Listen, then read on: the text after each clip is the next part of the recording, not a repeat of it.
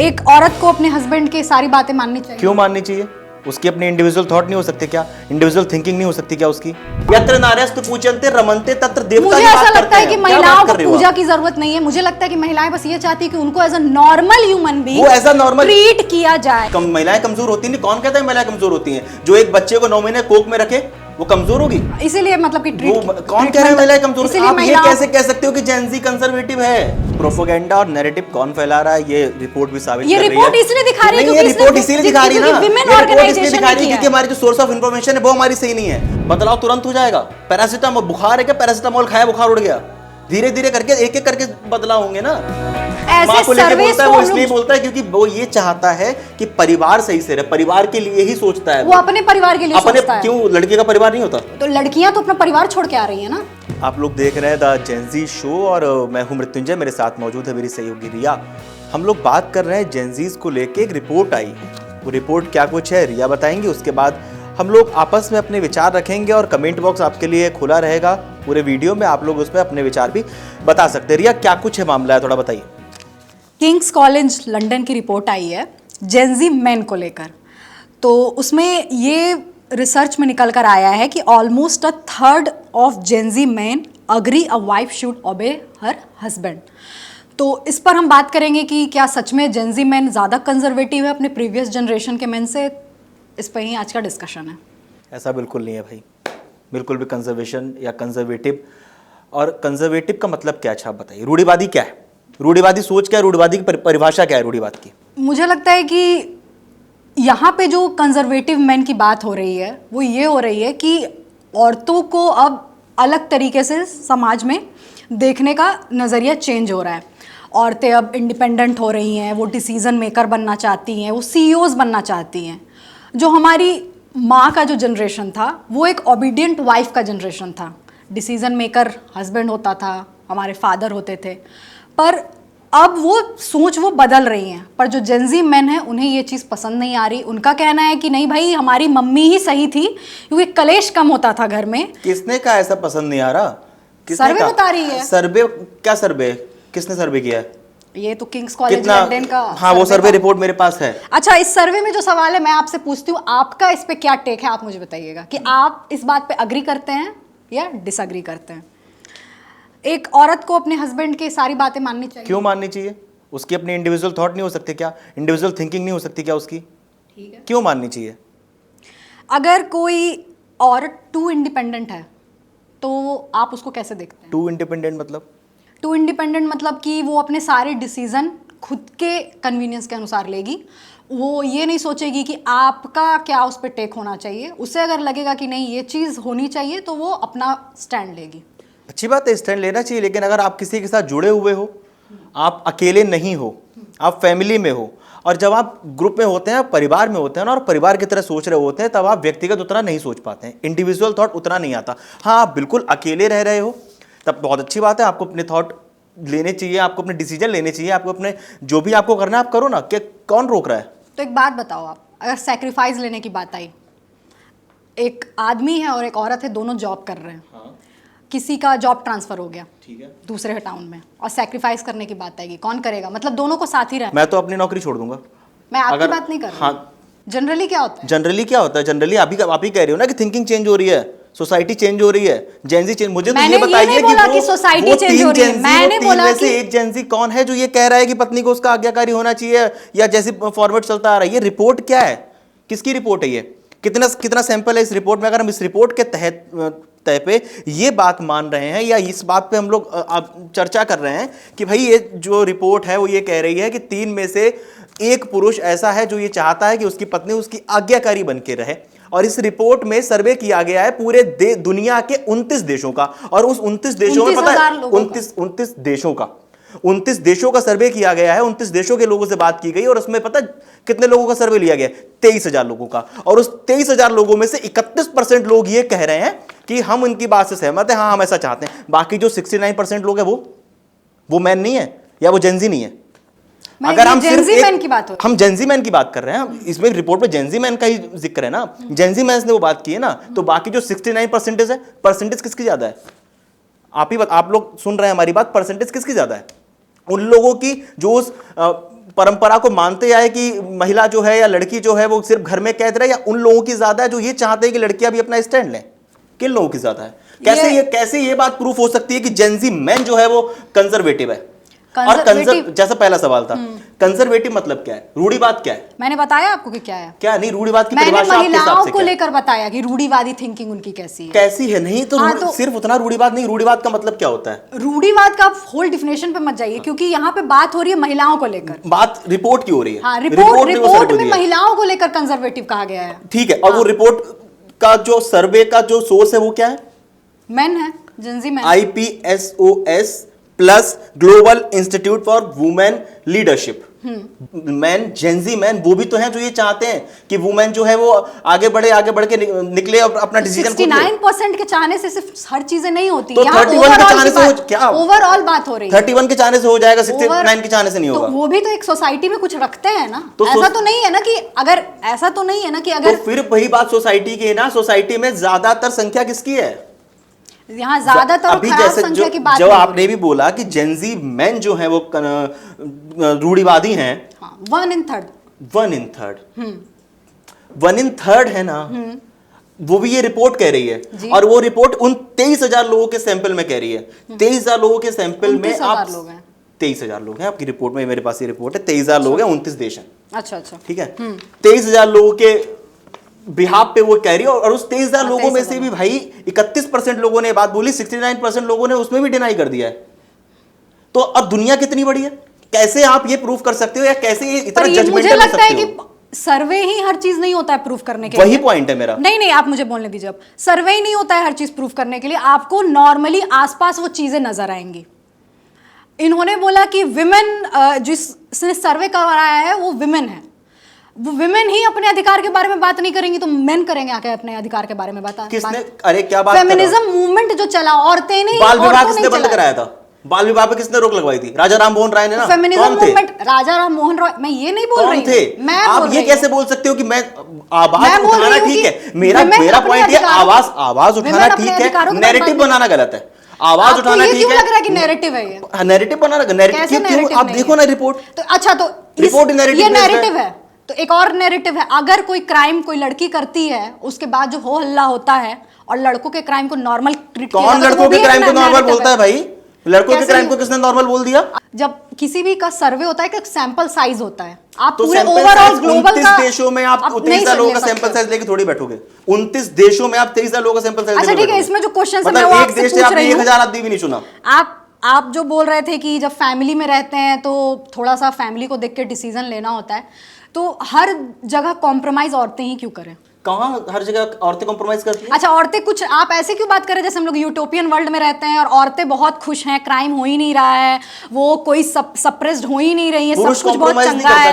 आसपास आप देखिए हाई पोजीशंस पे कितनी सीईओज को आप देख रहे हैं, महिला सीईओज को, या लीडरशिप में आप कितनी महिलाओं को देख रहे हैं। जब सब कुछ बहुत अच्छा है तो महिलाएं क्यों नहीं पहुंच पा रही? महिलाएं मतलब नाकाबिल हो गई आपके अकॉर्डिंग? किसने कहा नाकाबिल होती तो आप यहाँ बैठी होती?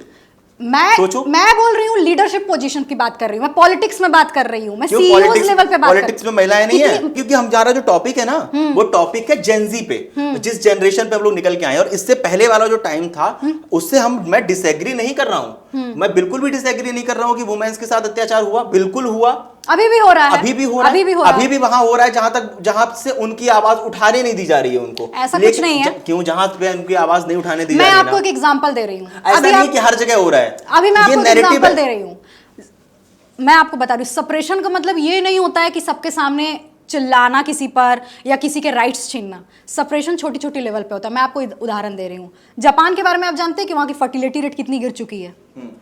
वहाँ पे कितनी जरूरत है अभी फर्टिलिटी रेट की? क्यों गिरी है फर्टिलिटी रेट? क्या क्या रीजंस हैं? आप बताइए। एक तो सबसे पहले, बहुत सारे कंट्री के अपने अपने रीजंस हैं, पर एक ये भी रीजंस है कि महिलाएं जो हैं अब नहीं कॉम्प्रोमाइज करना चाह रही हैं।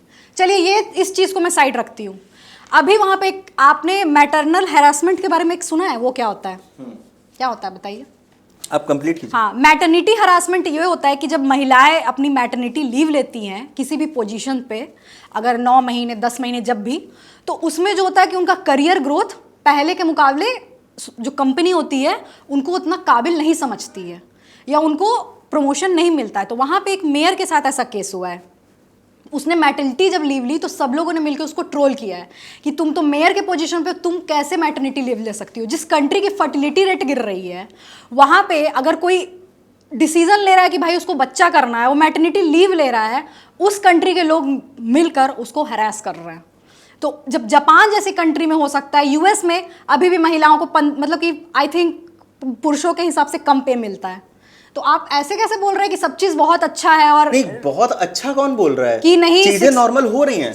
नॉर्मल होने का मतलब ये नहीं होता है। नॉर्मल होने, आप बात कर रहे हो कि जेंजी मेन कंजर्वेटिव है। हाँ। कैसे कंजर्वेटिव है भाई? हम तो लक्ष्मी माता की पूजा करते हैं, हम सरस्वती माता की पूजा करते हैं, हम रानी लक्ष्मीबाई को अपना आदर्श मानते हैं। कैसे कंजर्वेटिव है हम? उदाहरण से ही सेट कीजिए ना। पूजा तो पूजा पे आप चले गए। पूजा तो बहुत बरसों से होती आ रही है भारत में। हाँ? फिर भी हम बात के अधिकार तो छीने जा रहे थे ना। हम बात करते हैं नारी सर्वत्र पूजते, हम उसकी बात करते हैं। यत्र नार्यस्तु पूज्यन्ते रमन्ते तत्र देवता मुझे की बात ऐसा करते लगता है कि हैं। महिलाओं को पूजा की जरूरत नहीं है। मुझे लगता है कि महिलाएं बस ये चाहती है कि उनको as a normal human being treat किया जाए, as a normal human being treat किया जाए, पर उनके लिए थोड़ी सी इंपैथी और सिंपैथी रखा जाए, क्योंकि उन्होंने जो चीज मांगी नहीं है प्रकृति ने उन्हें दे दी है। मदरहुड, पीरियड्स, ये चीज मांगी नहीं गई है, ये चीज प्रकृति ने उनमें दे दी है। तो इस समय थोड़ा सा उनसे मतलब इंपैथी उनके खिलाफ रखा जाए। पर मुझे ऐसा लगता है कि वो चाहती खिलाफ नहीं, इंपैथी साथ होती है। मतलब इंपैथी उनके लिए रखा जाए। वो होती क्यों नहीं होती है? क्या रखा जाए? मैं तो बोल रही हूँ कि उनके लिए इंपैथी रखा जाए, होनी चाहिए। क्यों पर इस बेसिस पे उनको कमजोर नहीं ट्रीट किया जाए। कमजोर क्यों समझा चाहिए उन्हें? महिलाएं कमजोर होती नहीं। कौन कहता है महिलाएं कमजोर होती हैं? जो एक बच्चे को 9 महीने कोख में रखे वो कमजोर होगी? इसीलिए मतलब कि कौन कह रहे हैं महिलाएं कमजोर? आप ये कैसे कह सकते हो कि जेंजी कंजर्वेटिव है? जेंजी मैन कंजर्वेटिव कैसे है? ये प्रूव करिए ना भाई। मैं खुद जेंजी हूं, मैं नहीं हूं कंजर्वेटिव। मेरे आसपास के दोस्त नहीं है कंजर्वेटिव। सिर्फ एक रिपोर्ट आने से हम कंजर्वेटिव हो जाएंगे? अगर एक मिनट,